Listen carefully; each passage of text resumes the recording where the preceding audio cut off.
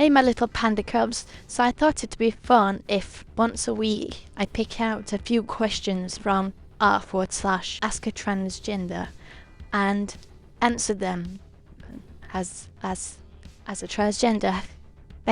Just bear in mind that I'm just one person. Trans people aren't a monolith. We're all on our unique journeys. We all have our own personal experiences, backgrounds, upbringing and such likes. So keep in mind that I'm answering from my own personal perspective, right? These are just my opinions. So this one is by These Floral Bones. What does gender dysphoria feel like, and how would you describe it to a cis audience? Imagine a horror movie or a nightmare, and you wake up and you look in the mirror and it's not you. It's not you staring back in the mirror. It's something else. Something else is staring back at you. An abomination is staring back at you, and it's mimicking your movements. And when you blink, it blinks. You move your head, and the reflection in the mirror moves its head, but it's not you. And you look down and you see your body, and you realize you're trapped in somebody else's body, and you feel yourself inside. The brain is you. You're in there, but that reflection and your body, your shell, it's something that's not you, and you're trapped. And imagine how horrifying that would feel, and how shocking that would feel. That's basically what I feel every morning when I wake up and look in the mirror. I mean, I've been on hormones for a little while now. I don't use this avatar to hide behind my avatar. By the way, this is my picture. I started the VTuber thing before I started transitioning really specifically for DRG, not to be a DRG VTuber. It's just the trans videos just sort of organically took over. But this is me, and you see I don't pass. And still, when I look in the mirror, I see I'm happier. I'm a little happier with my looks, but I'm not fully happier because I still don't see me. I don't see me, what's on the inside.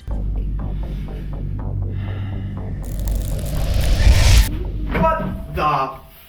Have you heard of the stories where, soldiers go to war and they get a limb blown off, but then even years later, they feel the limb, their limb that doesn't exist. They feel extreme pain from it. They actually feel the pain, and they feel that it's physically still there, but it's missing. It's that kind of horrifying, traumatic feeling. The phantom, I think they have a phantom limb. We have a phantom body. I feel my guilt body inside there somewhere. That's how I would describe gender dysphoria in a way that cis people might understand. Ask them to put themselves in somebody else's body and then look in the mirror. This one is by Average Rice Destroyer. How do I cover a 5 o'clock shadow or dark skin? An orange colour corrector. For dark skin, you need an orange colour corrector. I'd recommend starting with a blurring primer. A blurring primer will blur those pores. Then use a orange colour corrector, around where your 5 o'clock shadow is, and under your chin and throat and whatnot. And then on top of that, use a concealer for your skin tone, and you can go further. You can go even further that with putting a nice foundation on top of the concealer. So you've got the orange colour corrector, then the concealer, and then the foundation. I'd recommend a cream concealer and a cream foundation. For lighter skin, a peach colour corrector does the same job. What this does is the orange and peach colour correctors for dark and light skin tones. They counter the blue undertones of the stubble. Right, the stubble gives off a bluish tint, a bluish hue, which can bring them through things just like concealer and foundation on its own. So a little colour corrector under there to counter it will help you cover up that 5 o'clock shadow better. Did you go through a baby trans phase? And if so, what did it look like? How did you know it was over? I'm still in it. I'm still in it. To be fair, I don't really dress any differently now than I did before transition. The only difference is I swapped jeans for a skirt, so I wouldn't really call it a baby trans phase as such. Like, I don't dress I always get told off for it. Oh, why don't you dress your age? I don't want to. I didn't dress my age before transition. Why would I do it after? I've dressed the same since I was a teenager. I've never really grown out of my punk phase. I never will, really. It's just my style. Everybody has their style, right? I have my style. Where I went from a punk boy to a goth girl, basically. But yeah, many trans women go through a baby trans phase. And you have to understand, it's like a second puberty. And we missed out on this stuff, especially later transitioners. We missed out. We missed out on wearing cute clothes. Right? We missed out on expressing ourselves through clothes. My style of fashion I've had all my life, it comes from subculture, right? I was a punk in my teens. I'll always be punk at heart.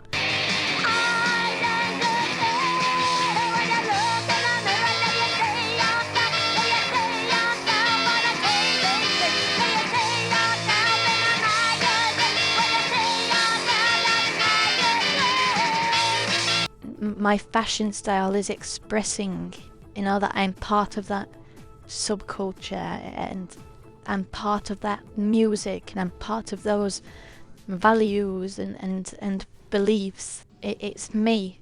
And a lot of new trans women, they missed out on that. So yeah, they will put on the spinny skirt and they will put on the knee-high socks. Who says you have to dress your age anyway? Who made that rule? Who cares how other people dress? If they're not hurting anyone and it's making them happy, then what's the problem? If you want to have a baby trans phase, you have a baby trans phase. You don't even have to grow out of it if you don't want to. I know I won't, but I think I find most trans women, once they've settled into their transition and the novelty and the excitement at starts wearing off, you'll find that they do calm down and sort of choose attire that is more, quote, more appropriate for their age, unquote. Or rather, they'll learn how to dress themselves in a way that flatters their body type and face shape, and this comes with time. Cis women, they've had their entire teens and early 20s to figure that stuff out. We have to figure it all out in a year or two, right? We don't get an entire teens and early 20s.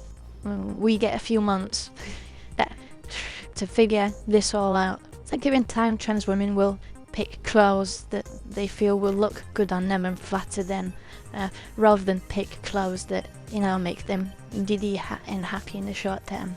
I'm always going to dress like the 1980s threw up. Alright, my babies, I will find more questions next week to answer. If you have any more questions of your own, of course, you can put them in the comments below. I'd love to hear from you. And thank you to my 2 new patrons, Estelent and Liv. Thank you very much for joining our little community. If anybody else would like to support me, you can do so at my Patreon. The link is in the description, or of course a one-off donation, a food tip if you like, is always appreciated. I'm always low on food and electricity. The link to my PayPal donation link is also in the description. I'll see you in a couple of days for another video. Zippity